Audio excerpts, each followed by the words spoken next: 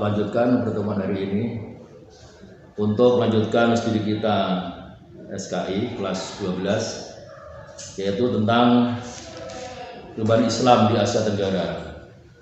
Hari ini kita akan melihat dan mempelajari juga sejarah perkembangan Islam di Brunei. Jadi Islam di Brunei menurut beberapa teori, tapi di sini yang disebut adalah teori dari Tiongkok, artinya teori yang paling lama, paling awal sejarah itu. Jadi beberapa penelitian, terutama dalam riwayat Tiongkok yang paling dahulu bisa ditampilkan, artinya mereka meneliti bahwa asal-muasalnya Islam datang itu dari arah mana dan bagaimana datangnya begitu. Dari teori atau riwayat Tiongkok menyatakan bahwa agama Islam datang ke Brunei itu sekitar. Jadi karena zaman dahulu itu antara peneliti dengan tepatnya hari dan tanggal mereka kemungkinan tidak begitu langsung terus dicatat, tetapi karena sibuknya penelitian sehingga ingatnya itu di tahun, karena di lapangan terkadang waktu itu tidak membawa data otentik tentang masalah tanggal dan hari, tetapi tahun masih diingat betul karena tahunnya itu ada urut-urutannya dengan peristiwa yang lain. Tercatat tahun 977 Masehi. Jadi isu sekitar itu beberapa teori, ini ada beberapa buku yang menyatakan memang tahun itu ada utusan dari Brunei, bahkan disebut dengan Raja Puni waktu itu, belum Brunei. Itu pernah diutus ke Tiongkok, namanya Kodikosim dan Syekh Nuh. Bahwa kemudian dari sana ternyata sudah ada Islam di sana. Kemudian mereka bersama-sama dengan para pedagang ke timur Asia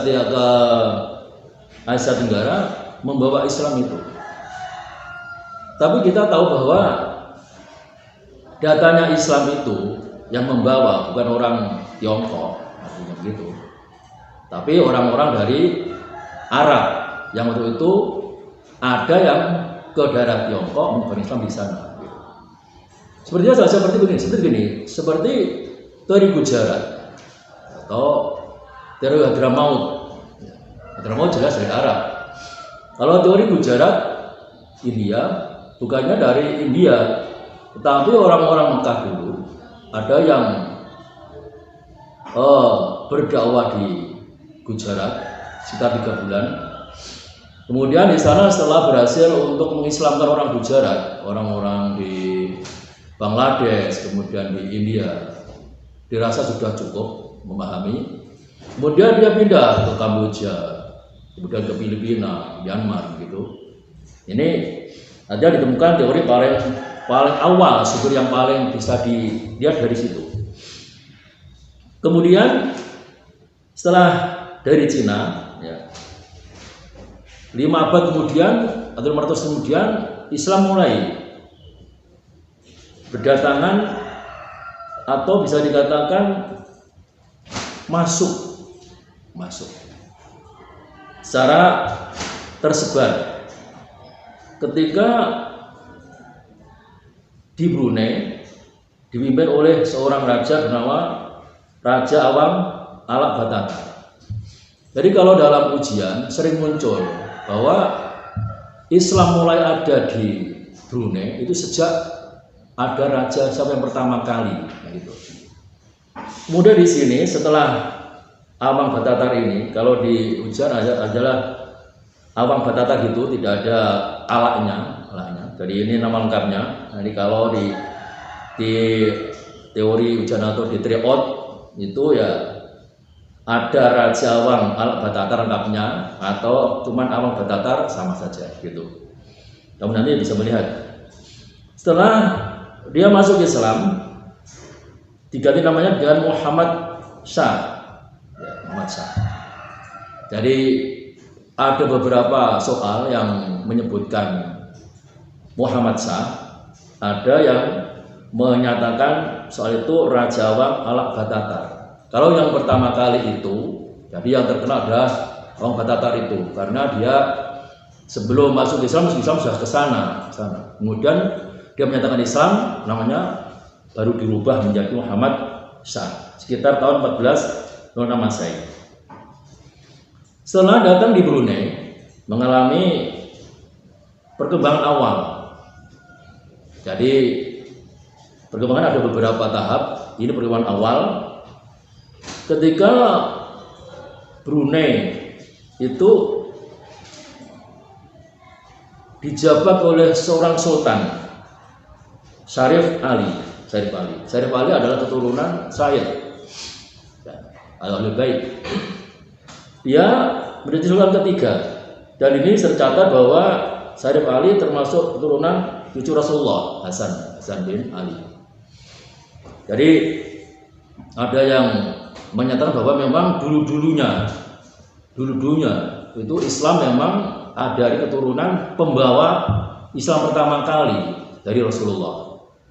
Jadi dimanapun tempat, bahwa secara hak itu Islam memang yang pembawa adalah orang Sayyid, orang turunan Rasulullah. Itu dalam sejarah. Jadi ada, walaupun nanti ada sampai ke orang lain, ke siapa saja, itu berusaha dari sana. Kemudian setelah beberapa tahun kemudian, ya, Islam mengalami perkembangan yang cukup pesat. Dari setelah perkembangan awal di zaman itu, ya ada tahap awal, artinya beberapa orang yang memang di sana memeluk Islam, ya. Kemudian berikutnya semakin besar.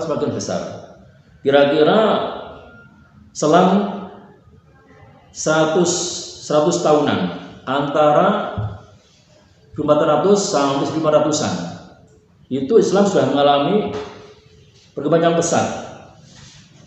Gimana peristiwanya? Yaitu sejak Malaka jatuh ke tangan Portugis. Karena Islam dulu juga pernah di Semenanjung Malaka. Kemudian dari Malaka ada yang ke daerah Sumatera di Aceh, ada yang ke Brunei Darussalam.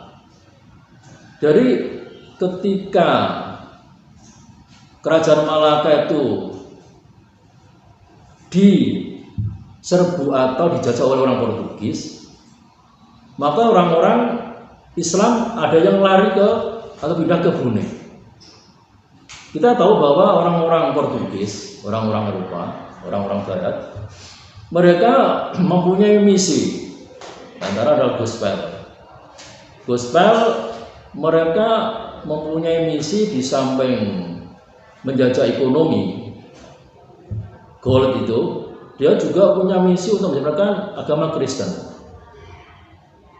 Dan ini diwarnai dengan rekokisme, berbalas dendam.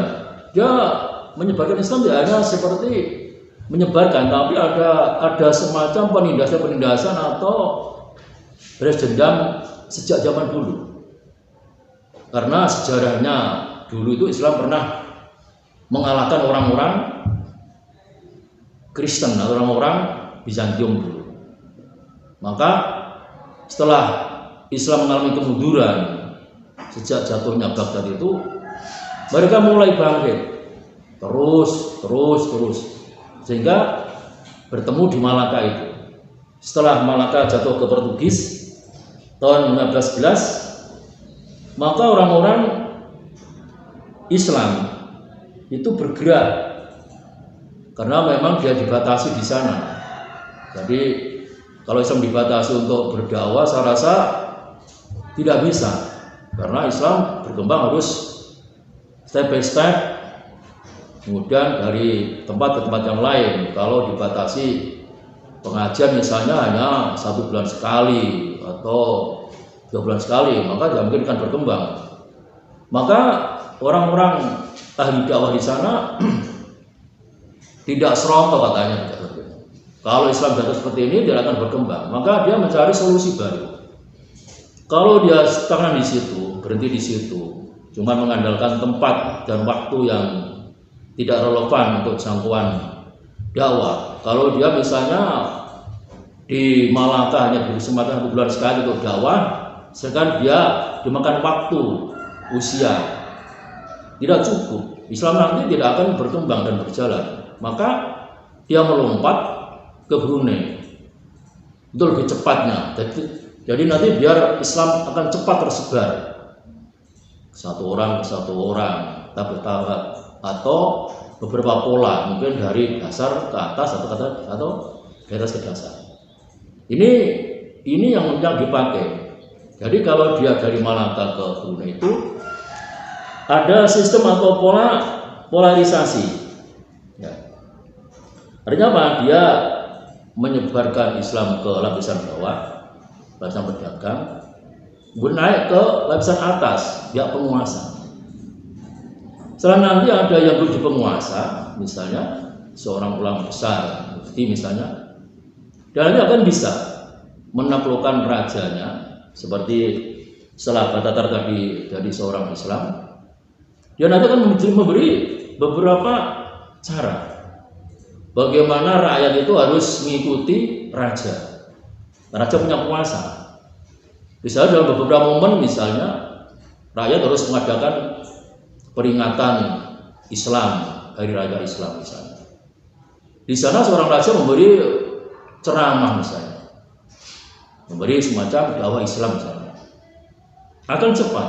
Jadi teori-teori yang dipakai ini ada beberapa pola.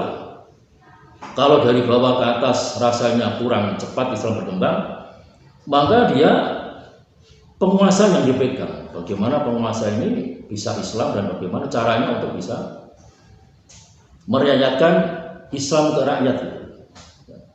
Ini ada beberapa cara.